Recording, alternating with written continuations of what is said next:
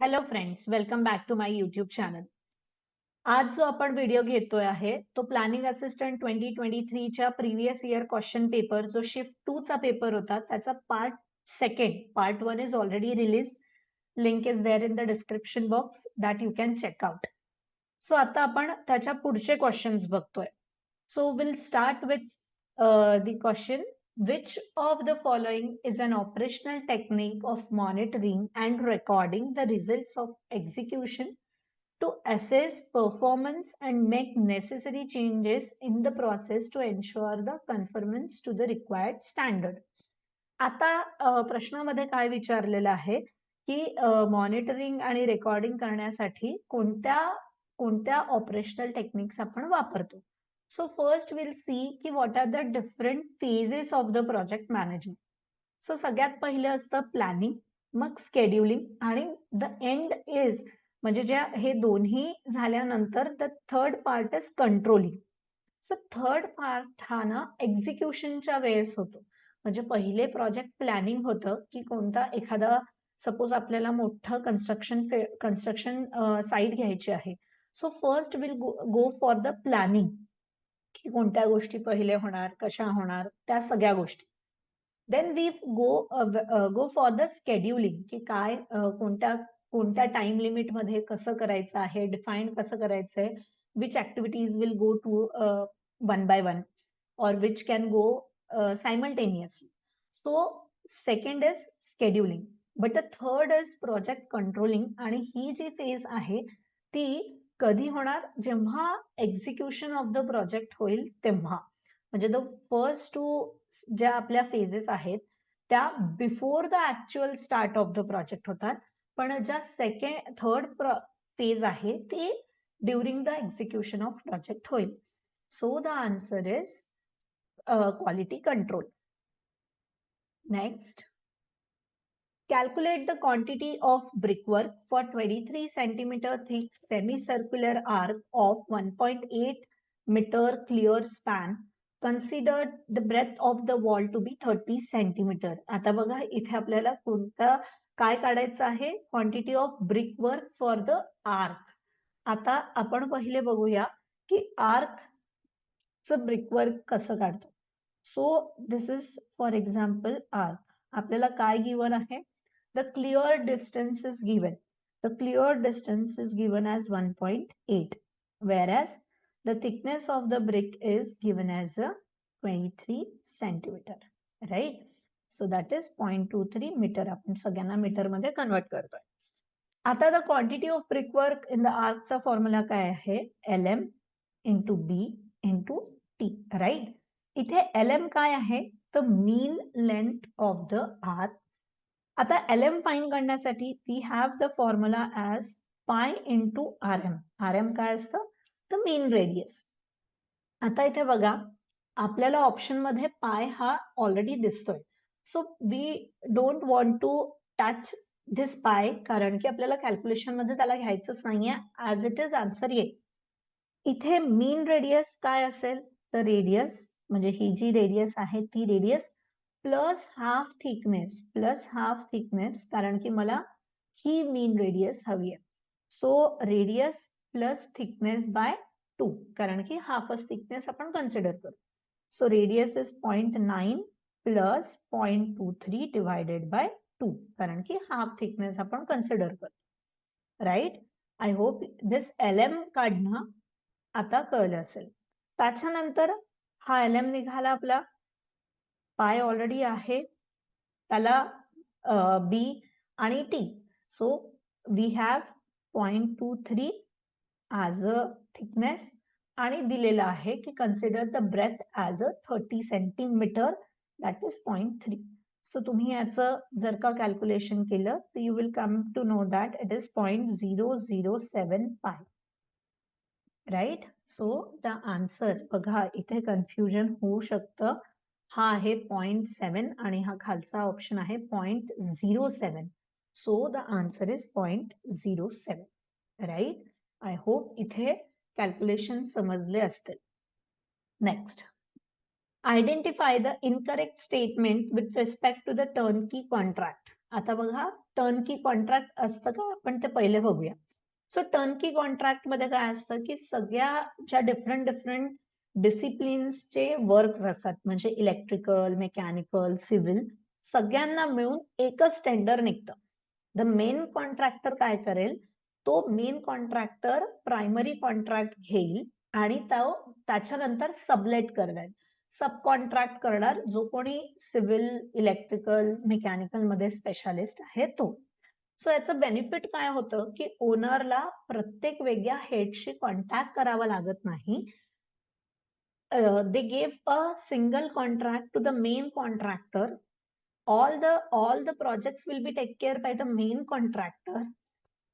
All the म्हणजे ज्यांना सगळ्यांना कॉन्टॅक्ट करायचा असेल किंवा कोऑर्डिनेट करायचं असेल, that will be take care by the main contractor. Everything has to be taken care by the main contractor. Just the म्हणजे जे पॉइंट ऑफ कॉन्टॅक्ट आहे तो ओनर आणि मेन कॉन्ट्रॅक्टर असेल. सो इथे फायदा असा होतो की सगळं काम एकत्र एका हेडच्या अंडर जातं आणि every authority is towards the main contractor. So आता ऑप्शन्स बघू आपण. The main contractor can sublet the contract to the subcontractor who are specialized in their respective fields.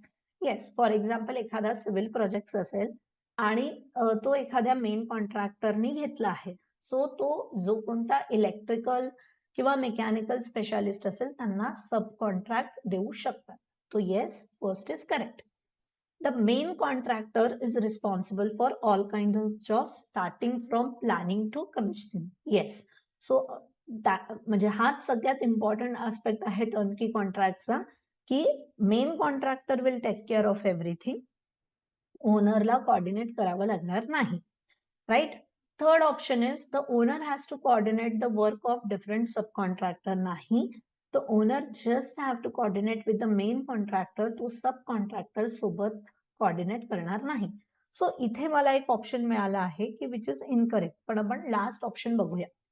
Various disciplines such as civil, electrical and mechanical are in a single contract called as main contract. Yes, या सगळ्यांना एक main contract असतं आणि main contract main कॉन्ट्रॅक्टरला मिळतं. So yes, fourth is correct. So incorrect option is third. Right. Next. Return on assets ratio, which is expressed in a percentage, is the ratio of what? आता इथे हा एक खूप important aspect आहे. पहिले आपण return on aspect ratio asset ratio काय आहे ते बघू. So return ROA, return on assets. ठीक आहे. सो रिटर्न म्हणजे काय की मला जे काही त्याच्यातनं फायदा होतोय, प्रॉफिट मिळतोय, that is the return. So what is the assets? So whatever the inventory, cash, machinery, buildings, copyrights are with me is my asset, right? So the returns कसे फाइंड आउट होतात की whatever the outgoings are there, त्या सगळ्या गोष्टी deduct केल्यानंतर whatever the profit I got from that asset is a return on that asset, right? So त्या asset वरती मला किती रिटर्न येतं आहे, या हा एक सिंपल कन्सेप्ट आहे. कोणत्याही एखाद्या बिझनेसचा किंवा एखाद्या असेटचा प्रॉफिटॅबिलिटी मार्क करण्याचा. So this is the return on asset. Right. So return on asset काढण्यासाठी नेट इन्कम, आत्ताच मी तुम्हाला सांगितलं की प्रॉफिट मधनं मी पूर्णतः एक्सपेन्सेस, आउटगोईंग जे आहेत ते मायनस केले आणि that has to be taken into the consideration with respect to the average total assets. So याला म्हणतात return on assets. It is the ratio of net income to the average total assets. So इथे जर का आपण बघितलं तर option 1 is correct, कारण की ग्रॉस प्रॉफिट नाही, नेट प्रॉफिट होतं आणि ऍव्हरेज असेट्स लक्षात घेतात. So answer is 1. Next question. Calculate the quantity of earthwork using the middle sectional area method for 180 meter length of the portion of the road. The height of the banks of the two ends of the road is 1 meter and 1.5 meter and formation width is 10 meter and side slope is 2:1. इथे बघा आपल्याला दिसतंय सगळे calculations करणं गरजेचं आहे.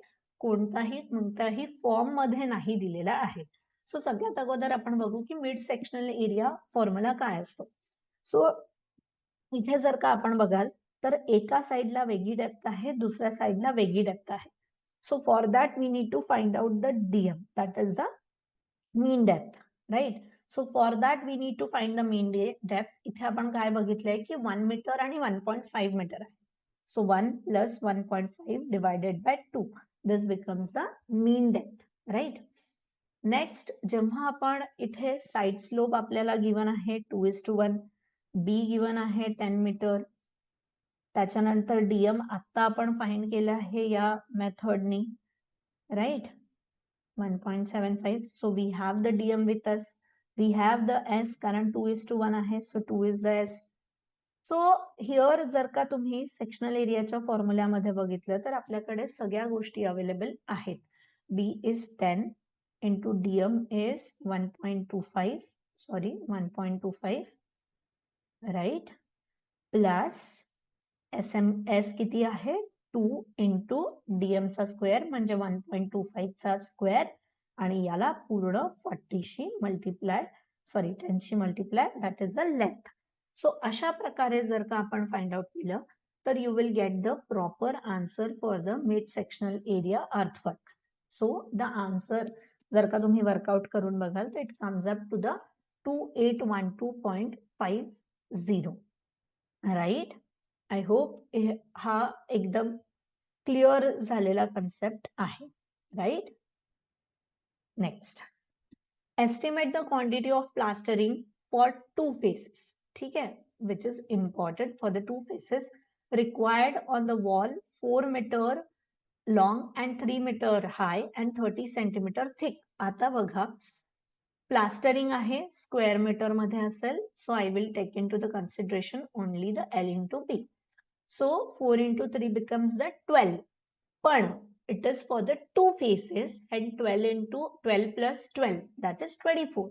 आणि जर का मी प्राइसिंग म्हणजे कॉस्टिंग नाहीही काढली तरी I only got the single option as a 24 square meter. So इथे आन्सर आहे 4, right. Next, what is the standard size of A3 sheets. मी तुम्हाला मागच्या लेक्चर मध्ये सुद्धा सांगितलं की standard size of the sheets आपल्याला एकदम बाय हार्ट करायचे आहेत. So A3 is 297 by 420. So the option is 1. सो जो पहला क्वेश्चन आया था उसमें, जो कि क्वेश्चन नंबर 4 था उसके अंदर, और पहला क्वेश्चन था रिलेटेड टू ट्रांसपोर्टेशन. वो था Los Angeles abrasion value of a coarse aggregate used for sub base course in WBM pavement shall not exceed. So जो लॉस एंजलिस टेस्ट है उसका जो वैल्यू है water bound macadam, WBM stand for water bound macadam, उसकी value किससे ज्यादा नहीं होना चाहिए. तो उन्होंने जो ऑप्शन दिया वो था 50%, 30%, 40% एंड 60%. So let's see. तो जो क्या बोलते हैं आपका लॉस एंजलिस एब्रेशन टेस्ट जो है ये मेजर करता है resistance of aggregate to abrasion, crushing, degradation and disintegration के. तो आप हमेशा चाहोगे कि रेजिस्टेंस ज्यादा रहे. अब रेजिस्टेंस ज्यादा है तो वो जो इक्वेशन उसका है उसमें हमेशा जो लॉस एंजलिस की वैल्यू है वो कम आएगी, क्योंकि रेजिस्टेंस ज्यादा है तो वैल्यू कम होगी. It's inversely proportion. सो इसीलिए जो IRC ने जो स्पेसिफिकेशन दिया है उसके हिसाब से सब बेस कोर्स में आपका लॉस एंजलिस वैल्यू 50% से कम होना चाहिए और एग्रीगेट इंपैक्ट वैल्यू 40% से कम होना चाहिए. सिमिलरली सरफेस कोर्स के लिए लॉस एंजलिस वैल्यू 40% से कम होना चाहिए और इंपैक्ट वैल्यू 30% से कम एंड फ्लैकीनेस इंडेक्स 15% से कम होना चाहिए, 15% से कम होना चाहिए. तो आप देख सकते हो कि सब बेस में जो है उन्होंने 50% दिया है, पर सरफेस के लिए और कम कर दिया है, और ज्यादा हाई स्ट्रेंथ आपको एग्रीगेट चाहिए. And for base course either Los Angeles value less than 40% और aggregate impact test less than 30%. तो हमारा जो क्वेश्चन था वो क्वेश्चन था related to base course, sorry sub base course in WBM. So sub base course in WBM the answer is 50%. इसलिए यहाँ पे आपका जो आंसर आएगा वो आंसर नंबर 1 आएगा. Let's go to the next question. The next question is the length of a survey line measured with a 30-meter chain was found to be 650 metre. तो एक सर्वे लाइन है जिसकी लेंथ उन्होंने 30 metre chain से major की और पाया कि वो 650 मीटर है. Calculate the true length of the survey line if the chain was 15 centimeter longer. तो जो चेन वो यूज कर रहे थे वो 15 सेंटीमीटर लॉन्ग थी. अब ऐसा होता है क्योंकि जो चेन है वो काय की बनी होती है, वो स्टील की बनी होती है. और क्या बोलते हैं आपका, वेदर की वजह से, हीट की वजह से वो क्या बोलते हैं एक्सपांड भी होती है. ठीक है. तो अगर इंटरव्यू में आपको पूछा गया कि भाई ये क्यों 15 सेंटीमीटर एक्सपांड हो गई, तो उसका कारण ये था कि वो हीट की वजह से एक्सपांड हुई, और दूसरा आप स्ट्रेच भी करते हो तो वो भी एक्सपांशन का कारण होती है. तो जो 30 मीटर चेन है आप उससे मेजर करोगे तो वो एक्चुअल में रियल में वो होगा 30.15. तो जो 650 है वो कितना हुआ? सो यहाँ ऑप्शन आपको दिया गया है 653.25, 650.75, 656.75 एंड 648.69. सो लेट्स सी कि ये आप कैलकुलेशन कैसे करोगे. सो जो 30 मीटर है उसकी रियल वैल्यू है 30.15. तो जो 650 मीटर है उसकी रियल वैल्यू कितनी होगी? So 30.15 multiply by 650 divided by 30 equals to 653.25. That is answer number 1. सो जो ऑप्शन 1 है वो रहेगा उसका. The answer is 1. Now next question. The magnetic bearing of a line AB is south 30 degree east. जो एक line है और मैग्नेट यूज करके उसकी बेरिंग निकाली गई, तो वो बेरिंग निकली south 30 east. Okay. Calculate its true bearing if the declination is 5 degree 30 minutes east. So जो ये जो डॉट होता है ये तो डिग्री है, ये जो है ये सिंगल जो है ये मिनट्स है, और अगर डबल रहा तो वो सेकंड्स होगा. सो 5 डिग्री एंड 30 मिनट्स ईस्ट है. ओके. तो ये लाइन जो है वो साउथ ईस्ट है. तो उनका कहना है कि ट्रू बेरिंग निकालो. सो ऑप्शन दिया गया north 35 degree 30 minutes east. Second option north 24 degree 30 minute east. Third option south 24 minute 30 degree east. And fourth option is south 35 degree 30 minute east. सो जाहिर सी बात है जब लाइन अगर साउथ ईस्ट है तो ऑप्शन 1 और 2 नहीं हो सकता, क्योंकि ये नॉर्थ ईस्ट की बात कर रहा है, नॉर्थ एंड ईस्ट. सो 3 और 4 में से ही कोई आंसर होगा. अब इसके पीछे अपन कैलकुलेशन देखते हैं. So let me first explain you the logic behind it and then we'll calculate. So what is delineation? At any place the horizontal angle between the true meridirian, so जो true meridirian है, and the magnetic meridirian जो है वो जो है उसको क्या बोलते हैं आपका कहते हैं मैग्नेटिक डेली डेसिलेशन. ओके. तो ये जो है डिफरेंस होता है ट्रू एंड मैग्नेटिक मेरिटेरियन के बीच में. अब उसका जो इक्वेशन है ये आपको याद रखना जरूरी है कि फॉर ईस्टर्न डेलिकेशन, सो यहाँ पे ईस्ट दिया हुआ है. सो अगर ईस्ट है तो इक्वेशन रहेगा true meridian is equal to magnetic meridian plus जो आपका ये डीसैलिटेशन है. ओके. ये और वेस्टर्न अगर डेलिकेशन है तो माइनस साइन हो जाएगी. So true bearing is equal to magnetic bearing. ठीक है. Minus desalination. ओके. सो ये क्योंकि ईस्टर्न है तो यहाँ पे हम प्लस यूज करेंगे, लेकिन इसमें और भी एक और आपको लॉजिक यूज करना पड़ेगा कि ये जो आपको जो दिया जा रहा है वो साउथ और ईस्ट इस मेथड में दिया जा रहा है. सो आपको सबसे पहले उस साउथ ईस्ट जो एंगल है साउथ 30 डिग्री ईस्ट जो है उसको आपको नॉर्मल डिग्री में कन्वर्ट करना पड़ेगा. सो साउथ ईस्ट बोले तो ये हुआ साउथ ईस्ट, और ये है क्या बोलते हैं आपका 30, मतलब यहां से साउथ से आपने मेजर किया 30 डिग्री. सो जो पहले नॉर्थ के हिसाब से उसको माइनस करके निकालना पड़ेगा. सो आपको पता चलता है कि ये 180 माइनस 30 डिग्री कैसे, ये जो है आपका 180 डिग्री है तो आप इसमें से ये माइनस कर दोगे तो ये आपको नॉर्मल नॉर्थ वेस्ट मिल जाएगा. सो आपको आता है 150. नाउ देयरफॉर क्योंकि वो ईस्ट था, so T B that is true bearing equals to magnetic bearing plus that angle that is declination. So 150 plus deceleration was 5 degree 30 minutes. Therefore, it becomes 155 degree 30 minutes. Okay. Now, ये आपका true meditation आ गया. अब answer में क्या दिया गया था? Answer में दिया गया था कि साउथ वाइज, साउथ ईस्ट है कि साउथ वेस्ट है, ये आपको दिया गया था. अब आपको वापस उसी चीज को फिर से रिवर्स करना है कि 180 माइनस एक्स. तो यहाँ हमने क्या किया था 180 minus 30 is equal to 150. Okay. ये हमने निकाला था. तो यहाँ पे उसको रिवर्स करना है. 180 माइनस एक्स के भी एक्स वैल्यू क्या है इक्वल्स टू 155 डिग्री 30 मिनट्स. तो हमने ये लिया. आप इसको इधर ले जाते हैं, एक्स को इधर लेके चले जाते हैं, तो x is equal to 180 minus 155 degree 30 minutes equals to 24 degree 30 minutes. So the answer is okay. So ये लॉजिक आपके अगर समझ में आ गया तो आप इसका आपको अगर रियल एग्जाम में कोई भी क्वेश्चन आएगा तो आप इसको आराम से सॉल्व कर सकते हैं. इनफैक्ट आई वुड सजेस्ट कि आप इसको एक बार घर में खुद सॉल्व कीजिए. लेट्स से कि ये S30 डिग्री ईस्ट की जगह S35 डिग्री वेस्ट हो, तब क्या आंसर आएगा. सो तब का ट्राई करके देखिए कि क्या आंसर आता है और मुझे बताइएगा. The next question is, what is the following type of which of the following type of sleeper has the least service life? So ये हमने जब पहले जब लेक्चर लिया था उसमें से हमने देखा था कि इसमें से सबसे कम लाइफ किसकी होती है. तो यहाँ आपको ऑप्शन दिया गया steel sleeper, second option is cast iron sleeper, third is wooden sleeper and fourth is concrete sleeper. So steel sleeper में प्रॉब्लम कुछ नहीं, सिर्फ क्या बोलते हैं आपका वहां पे ये लगता है बारिश होती है तो करोजन होता है. ओके तो ये वो उसकी प्रॉब्लम है. कास्ट आयरन की भी नियरली वही प्रॉब्लम है, बारिश होगी तो करोजन होगा, आपको क्या बोलते हैं उसमें उसके वजह से लॉस होंगे. वुडन में क्या बोलते हैं दीमक लग सकती हैं, आपका क्या बोलते हैं और भी कीटाणु लग सकते हैं. और उसके बाद एक concrete sleeper as an option, और जिसमें कॉन्क्रीट में कोई प्रॉब्लम नहीं होती है, बारिश हो या धूप हो कोई प्रॉब्लम नहीं होती है. सो सबसे ज्यादा प्रॉब्लम किसकी है? वुडन की, क्योंकि उसमें कीड़े मकोड़े लग सकते हैं. स्टील को कीड़े मकोड़े नहीं लगेंगे, कास्ट आयरन को नहीं लगेंगे, कंक्रीट को नहीं लगेंगे. सबसे ज्यादा प्रॉब्लम किसकी कीड़े मकोड़ों की? वो है वुडन स्लीपर की. सो ऑब्वियसली इसका आंसर होगा wooden sleeper. So the answer is 3. Okay so ये यहाँ पे दिया गया है steel sleeper, wooden sleeper, concrete sleeper and concrete sleeper. Now the another question is the following consecutive reading were taken with the level and 5 meter leveling staff on a continuously sloping ground at a common interval of 10 meter. Okay. So ये readings उन्होंने लिया था सर्वे का, ये सर्वे का question है.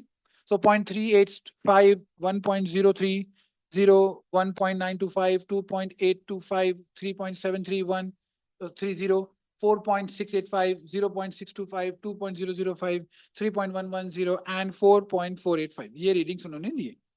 यहाँ उनका कहना है calculate the reduce level of the seventh station if the RL of the first station is 208.125. Consider that there is no reason for change in the instrument station except the limited length of the leveling staff. So जब leveling staff छोटा पड़ने लगे तो वो उसको change करेंगे. तो यहाँ ऑप्शन दिया गया है 206. so इनको यहाँ ध्यान रखना इसमें ये थोड़ा सा आपको प्रैक्टिस करने वाला क्वेश्चन है, ये आ सकता है, अगर आता है तो आपको ये इतना इजी नहीं जाएगा. आई वुड सजेस्ट कि आप इसकी प्रैक्टिस करो. ठीक है तो 7 स्टेशन का निकालना है. 10 स्टेशन पे उन्होंने 10 लोकेशन पे रीडिंग ली है, उसमें से 7th स्टेशन की उनको रीडिंग चाहिए. तो रीडिंग उन्होंने जो दिया है वो है ऑप्शन दिया है 206.780, then second option is 200.340, third is 204.325 metre and fourth is 202.445 metre.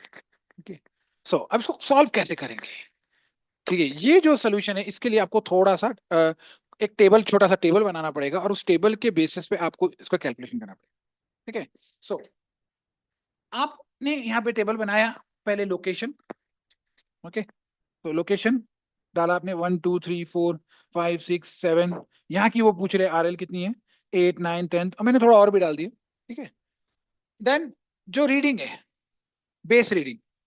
Okay तो शुरुआत की जो फर्स्ट रीडिंग होती है वो हमेशा आप पीछे पलट के जहां का आरएल आपको पता है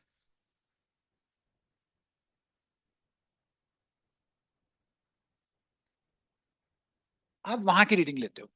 ठीक है और जब आपका आरएल यहाँ क्या हुआ है, यहाँ पे क्योंकि आपका मीटर कितना था 5 मीटर की आपकी लेवलिंग स्टाफ है, तो यहाँ पे जाहिर सी बात है 5 मीटर के ऊपर चला गया तो आपको स्टेशन चेंज करना पड़ा. ठीक है आपको जो आपका जो डंपी लेवल है या जो भी है आप जिससे भी ये रीडिंग ले रहे हो वो चेंज करना पड़ा. ठीक है सो वही चीज हम यहाँ डाल रहे हैं. तो पहला हमने यहाँ डाला बैक बैक रीडिंग लिया. ठीक है उससे हमें आरएल मिला, तो ये कैसे निकला दिस प्लस जो आरएल था 208.125, सो वो 208.125 हमने यहाँ डाल दिया. ओके सो जो इंस्ट्रूमेंट की हाइट है, instrument height is this plus this, तो वो इंस्ट्रूमेंट की हाइट होगी. अब यहां से मैंने दूसरे लोकेशन पे जो रीडिंग ली वो 103 की रीडिंग ली. ठीक है उसके वजह से जो फॉल हुआ है, ठीक है दिस माइनस दिस जो फॉल हुआ है वो यहां आया, तो this minus this will give me this reading. और वही मैं यहाँ पे फिर से करता हूँ। फिर अगले रीडिंग मेरी ये है 1.925, फॉल है 8.895, and then this minus this is equal to this. Okay, then the fourth location पे मेरी रीडिंग आ रही है 2.83 की, और उसके बाद में फॉल है 0.9 का। ठीक है, तो दिस माइनस दिस फॉल है दिस का। अब उसके बाद ये मैंने इसमें से माइनस कर दिया, तो मेरे को ये उसका RL रिड्यूस लेवल मिलता है। फिफ्थ स्टेशन पे ये है रीडिंग, और फिफ्थ स्टेशन का RL ये निकलता है। फिर सिक्स स्टेशन पे जब मैं रीडिंग लेता हूँ तो वो 4.685 आता है। इसका मतलब ये है कि अब ये क्रॉस कर जाएगा, क्या बोलते हैं आपका, 5 मीटर्स को। तो अब मैं को क्या करना पड़ेगा कि ये जो है लास्ट है रीडिंग। ओके, और ये रीडिंग मैं यहाँ पे लूंगा, और इसके बाद में यहाँ पे से मैं इसका RL निकालूंगा। ये मेरा RL आ गया। अब यहाँ पे मैं अपना इंस्ट्रूमेंट लेके जाऊंगा, और यहां से मैं उसी जगह पे मैं क्या बोलते उसी सॉरी अपना इंस्ट्रूमेंट दूसरी जगह पे रखूंगा, और मैं उसी जगह पे सिक्स्थ लोकेशन पे ही बैक रीडिंग लूंगा, और वहां का मैं इंस्ट्रूमेंट हाइट निकालूंगा। और जब मैं वहां से इंस्ट्रूमेंट हाइट निकालता हूँ और उसका सेवंथ लोकेशन पे रखता हूँ, तो मुझे रीडिंग मिलती है 2.08 की, सॉरी 2.005 की। राइट, तो अब फॉल कितना हुआ, दिस माइनस दिस। और तो जब मैं ये कैलकुलेशन करूंगा और इसमें से ये फॉल माइनस करूंगा, तो मेरी जो रीडिंग आती है वो आती है 202.445। तो मुझे सेवेंथ लोकेशन पे जो मेरा RL आ रहा है वो 2.00 सॉरी 200 सॉरी 202.445 ये मेरा RL आ रहा है। अब मैं वापस जाके देखता हूँ क्या ये रीडिंग है क्या, तो वो यहाँ पे 202.445। इसका मतलब ये हुआ कि मेरा जो आंसर आएगा वो आंसर नंबर 4 आएगा। ठीक है, ये क्वेश्चन में कैलकुलेशन बहुत है, और अगर आपको टाइम कम लगता है तो मैं आपको यही सजेस्ट करूंगा कि इसकी प्रैक्टिस आप बहुत करें। ठीक है, तो आपको ये खुद से करना है। आगे का आप मुझे बताइए कि क्या बोलते हैं, अगर 11th 9th लोकेशन का जो RL है, अगर आप यहाँ पे इसको लेके चले जाते हैं, यहाँ से यहाँ मूव करते हैं, तो इसका क्या बोलते हैं इंस्ट्रूमेंट हाइट क्या होगी। ठीक है, सो ये जो कैलकुलेशन हमने किया, आप ये घर पे फिर से कोशिश कीजिएगा 4-5 बार, और अगर आपको कोई डिफिकल्टी जाती है तो डेफिनेटली क्वेश्चन पूछिएगा। Then the next one is question number 26.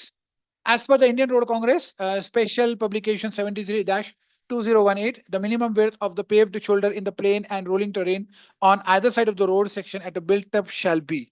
So the paved shoulder, जो मैंने पिछले बार बताया था, क्या paved shoulder पहले तो ये देते हैं आप अर्बन एरिया में ही देते हैं। और क्यों देते हैं कि अगर इंपॉर्टेंट इंसिडेंट हुआ है, कोई मतलब इमरजेंसी इंसिडेंट है जिसकी वजह से आपको गाड़ी को रोकना है, तो आप शोल्डर पे गाड़ी रोक सकते हो। आपकी पेव्ड शोल्डर रहता है, आप आराम से वहां गाड़ी रोक सकते हो।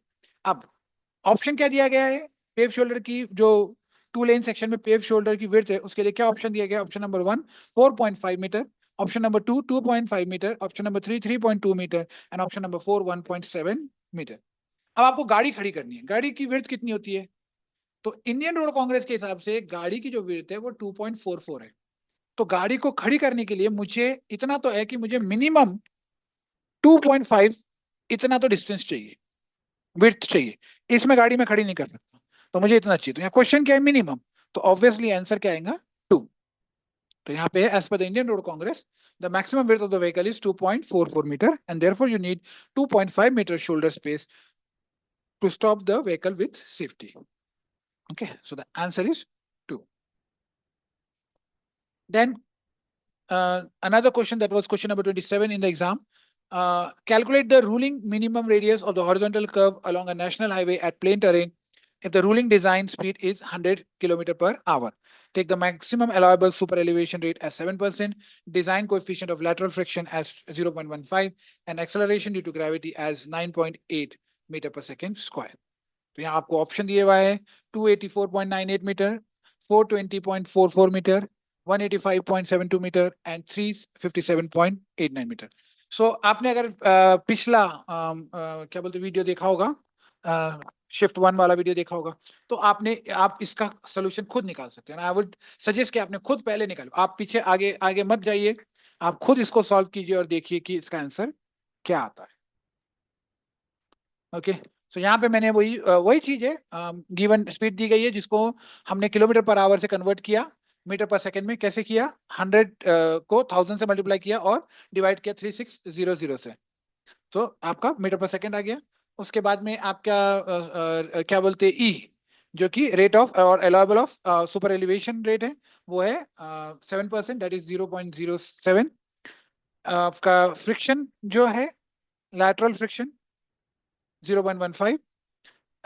Acceleration due to gravity G 9.8। ध्यान रखना, अगर 9.8 दिया तो आपको 9.8 ही यूज करना है, 9.81 नहीं यूज करना है, ठीक है। Don't get confuse. अगर आपको कोई वैल्यू नहीं दी गई है तब आप 9.81 या 9.81 यूज कर 8 यूज कर सकते हो, पर अगर आपको यहाँ पे 9.8 दिया तो आप 9.8 ही यूज करोगे, और अगर 9.81 दिया तो आप 9.81 यूज करोगे, क्योंकि इससे थोड़ा सा डिफरेंस आ जाता है। तो आपको रेडियस निकालना है, तो रेडियस का इक्वेशन क्या है, small v square divided by g multiply by bracket open e plus f bracket close. तो आप ये सब वैल्यूज यहाँ डालोगे तो आप देखते हो कि आपका आंसर क्या आता है। तो आपका आंसर अब तक आ जाना चाहिए। सो हम देखते हैं कि यहाँ पे आंसर क्या आ रहा है, 357.89 मीटर, ये आपका आंसर आता है, ठीक है। Then the next question was, as per Indian Road Congress specification, what is the maximum width of width recommended for curved urban road so that the allowed of for stall vehicle is made? So again, ये वही question है, बस फर्क इतना है, यहाँ पे paved shoulder की बात कर रहे थे, तो पेव्ड शोल्डर कितना है, 2.5 मीटर, ठीक है। और यहाँ पे वो अर्बन रोड की बात कर रहे हैं। तो अगर एक वन साइडेड रोड हम देख रहे हैं, या आपकी गाड़ी फेल होती है तो आपको गाड़ी रोकना पड़ रहा है, तो आपको मिनिमम विड्थ कितना देना पड़ेगा अर्बन रोड के अंदर, ताकि गाड़ी अगर खड़ी रहती है तो दूसरी तरफ की गाड़ी आसानी से निकल जाए, उसको कोई प्रॉब्लम ना आए, या उसको कोई ओवरटेक करके निकल जाए। तो गाड़ी खड़ी हो जाती है तो कितना डिस्टेंस लगता है, 2.5 मीटर। और एक लेन की विड्थ कितनी दी गई है, वो है 3 मीटर एज पर IRC। So 3 plus 2.5 equals to 5.5, so answer will be 2। Okay, तो यहाँ मैंने एक डायग्राम की तरह आपको दिखाया है कि ये गाड़ी अगर आप खड़ी करते हो तो यहाँ पे ये आपको 2.5 चाहिए, और ये जो लेन है इसकी विड्थ 3 है। सो ये जो पूरी विड्थ है, ये सिंगल साइड रोड है तो आपकी 5.5 मीटर इसकी इस तरह से कैलकुलेशन आता है। इसमें बाकी की चीजें भी है, ये क्या बोलते हैं डायग्राम है, पर ये मैंने इसलिए भी यूज किया कि आपको समझ में आए कि कैसे गाड़ी को खड़ा करने के लिए जो स्पेस लग रही है उसको यूज किया गया है, ठीक है। सो the answer is 2। Now, this one is the railway question. This question is from the railway engineering. So, calculate the number of sleeper required per rail length over the broad gauge route if the sleeper density is m plus 7. So, यहाँ पे already sleeper density दी गई है. Take the length of the one rail as 13 meters. So, m is equals to 13. So, 13 plus 7, equation already दिए गए, m plus 7, which is means 13 plus 7. So, 13 plus 7 is 20. So, obviously, the answer is number 3. Therefore, the answer is 3. Now, this question number 40, जो था, this is related to vertical curve. So, which of the following expression is correct to calculate the length of summit curve? So, summit curve जो है, जो एक किस्म का vertical curve है, vertical curve दो किस्म के होते हैं, एक summit curve होता है और एक क्या बोलते हैं valley curve होता है। So, summit curve की length आपको निकालनी है if the height of the driver eye is above the road surface given as 1.2 meter and the height of the object above the pavement surface is given as 0.15 meter. And it also gives you a condition. It says that consider the length of the summit curve is greater than the stopping side distance. So option A, N S. S is the stopping side distance raised to 3 divided by 5.2, where N is the deviation angle. So N जो है वो आपका deviation angle है. Second option is N S raised to 3 divided by 3.6. Third option is N S raised to 2 S square divided by 5.2. And the fourth option is N multiplied by S square divided by 4.4. So ये आपको इसका answer क्या है मैं आपको बताता हूँ। पहले आपको मैं इसका लॉजिक बताता हूँ कि जब भी हम समिट कर्व को डिजाइन करते हैं तो उसके पीछे जो क्या बोलते ये जाता है, लॉजिक जाता है, जो इनपुट्स लगते हैं वो है first deviation angle, that is equals to N, capital N, which is equals to downward gradient minus plus और minus upward gradient minus plus और माइनस डाउनवर्ड ग्रेडियंट, ठीक है। Then second thing is stopping sight distance, third is overtaking side distance, fourth is height of the object on the road surface, which usually taken as 15 centimeter or 0.15 meter as per Indian Road Congress. And the fifth is the eye height or eye level of the driver, which is 1.2 meter as per Indian Road Congress. तो आप जब ये equation में डालोगे, और ये आपको याद करना पड़ेगा आपको अपने लेवल पे, क्योंकि ये क्वेश्चन में कुछ भी पूछा जा सकता है, ठीक है। तो अभी आपके केस में क्या क्वेश्चन दिया गया था कि consider the length of the summit curve is greater than the stopping sight distance. So length of the summit curve is greater than the stopping sight distance. So ये उसका इक्वेशन है। इसको आप क्या बोलते हैं, सिंप्लीफाई कर सकते हो, NS स्क्वायर डिवाइडेड बाय 4.1, ठीक है। तो इसलिए इसका आंसर इस केस में तो आपका नंबर 4 आ गया। लेकिन अगर यहाँ पे दूसरा देते थे कि बोलते थे consider the length of the summit curve is less than the stopping sight distance, तो उस केस में आपको आंसर ये आता, 2s minus 4.4 divided by n। Okay, तो ये तो था आपका स्टॉपिंग साइड डिस्टेंस से रिलेटेड। केस 3 जो है वो है आपका क्या बोलते हैं, ओवरटेकिंग साइड डिस्टेंस से रिलेटेड। और केस 4 भी है जो ओवरटेकिंग साइड डिस्टेंस रिलेटेड है। केस 3 जो है वो length of the summit curve is greater than the stopping sight distance, and case 4 जो है वो length of the summit curve is less than the stopping sight distance. तो आपको ये चारों याद होना जरूरी है, ठीक है, क्योंकि वो कुछ भी पूछ सकते हैं। पर इस केस में आपका जो आंसर है वो आंसर 4 है, ठीक है। That is the case number 1। और यहाँ पे ऑप्शन जो दिया गया था वो ऑप्शन नंबर 4 था। अशा प्रकारे आपण शिफ्ट 2 च्या पण ऑलमोस्ट सगळ्या क्वेश्चन्स डिस्कस केलेले आहे. प्रॉपर डिटेलमध्ये त्याचं एक्सप्लेनेशन आहे. प्लेलिस्टमध्ये जाऊन तुम्ही शिफ्ट 1 आणि शिफ्ट 2 दोन्हीच्या टेक्निकल क्वेश्चन्सचे एक्सप्लेनेशन बघू शकतात. अशाच प्रकारच्या अजून व्हिडिओजला बघण्यासाठी या YouTube चॅनलला सबस्क्राईब करा, so that you will get a more videos for the TPA exams. Thank you.